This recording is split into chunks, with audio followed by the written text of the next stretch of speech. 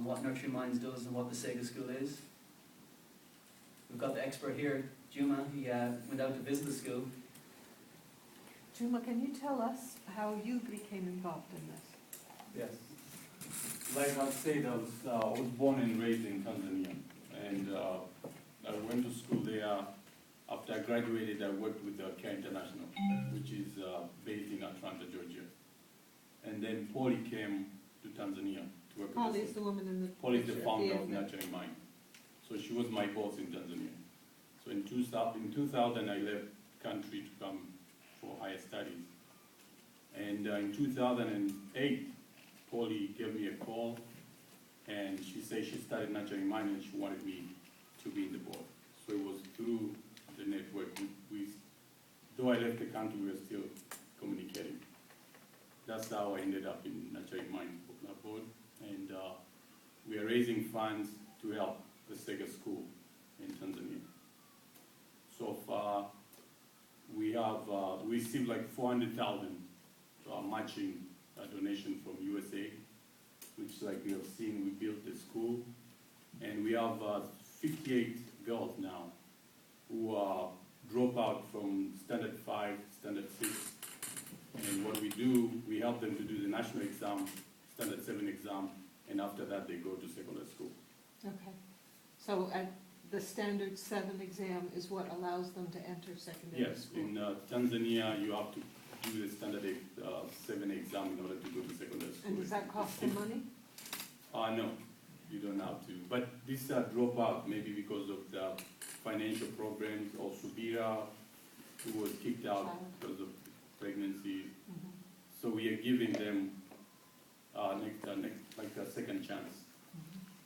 So, like you have seen, with these girls were dropped out, and when they did the Standard 7 exam, all of them passed to go to like government school. But without Sega, they would have been doomed. So, Nurturing Minds. I have a question. At Sega, are the girls mostly like who dropped out are from pregnancy, or like do they pick other students too? Is the girls who are they maybe a problem with finance to go to school, pregnancy, but we are looking for marginalized girls because of just chances it's only one school, but at the same time they have to be motivated and they want to go to school. So they've scored well on the secondary Yes, exam? we do home visits and confirm the situation, and also we do exam before they join Sega School. Are any of the girls' parents suffering from HIV? Or are Yes. they orphaned by HIV? We do have orphan from HIV, and we do have girls who their parents are HIV positive. So that's a huge Right, that's the stress. main, actually in Morogoro area, in Iringa region, HIV is one of the killer disease in Tanzania. I don't know, did you girls notice the mosquito nets in their house? Yep, the mosquitoes, malaria is, When they had a picture of the home with the grandmother, or her mother, Subira. They were showing him, and at first you look at it and it may look like sheets of plastic, but in fact it's nets. And that's a way to control malaria. That the mosquitoes that transmit the malaria feed at night, and simply by having the nets, it helps to reduce the transmission of malaria. And that's another huge organizational push in Africa. for malaria, yes. It's very, very low cost Yep.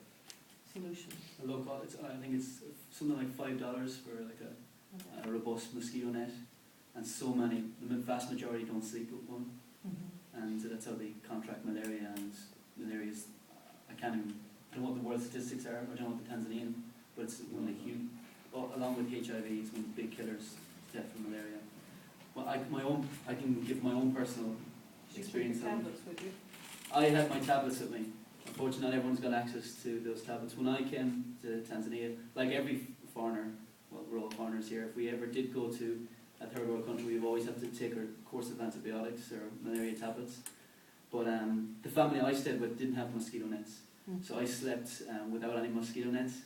I didn't take any pictures, but you'll have to trust me. When I woke up in the morning, I didn't think I was bitten overnight, but I woke up with all these red spots all over my body, with like 20 to 30 bites of where they were biting me overnight. And it was I remember the little kids coming up to me, obviously because of my Irish white skin. These red dots are appearing, and they go, mosquito, mosquito, and I go, yes, mosquito.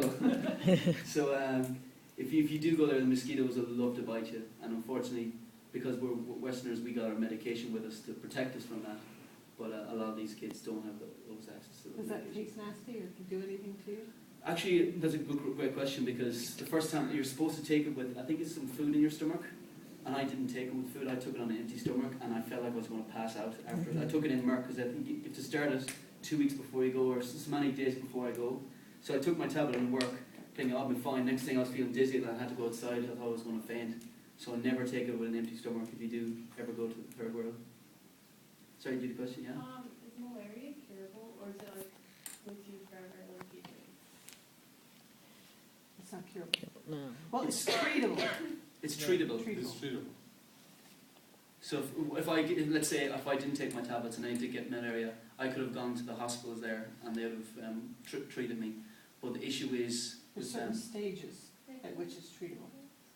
I believe so, yeah. If they get me at the correct stages, whereas as opposed to the late stages. So if I went to the hospital in Tanzania, I'd be looked after, but I'd obviously have to pay. But I could afford it because I'm a Westerner. But for the locals, if they get malaria, do they even go to the hospital? They just someone just sit home and just let it run through their system and hope in the hope that they'll survive it. Now the company that myself and Judy work for, Judy, you may know more about this, but in terms of there's a lot of companies out there, American companies and European companies and World Health Organizations that are trying to invest in a malaria vaccine, and just like invest in companies trying to get a HIV vaccine as well. There's billions of dollars have been pumped into that, but as to date, that discovery hasn't been made yet, and it's a horrible disease, and there'll be another generation or two possibly before. Maybe in 20 years' time, I'd like to be standing here, and that those vaccines will be found, and those people can be saved. But as today, because of the prevalence of the mosquito malaria that spreads malaria in those parts of the world, its prevalence, and people who do get bitten, and they don't have money to go to the hospitals to get treated. So it's one of the sad facts.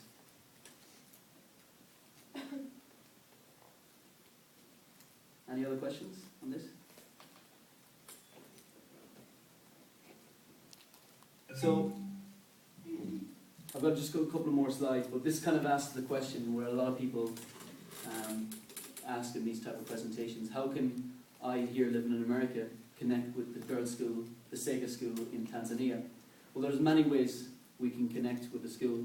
Thankfully, the school is quite rare in that fact, and Julie, you may kind of echo this with respect to this. The neat idea about the Sega school is we don't want to be one of these type of organisations that constantly ask for money from the West, constantly ask, and people feel like they're pumping money into the bottomless pit.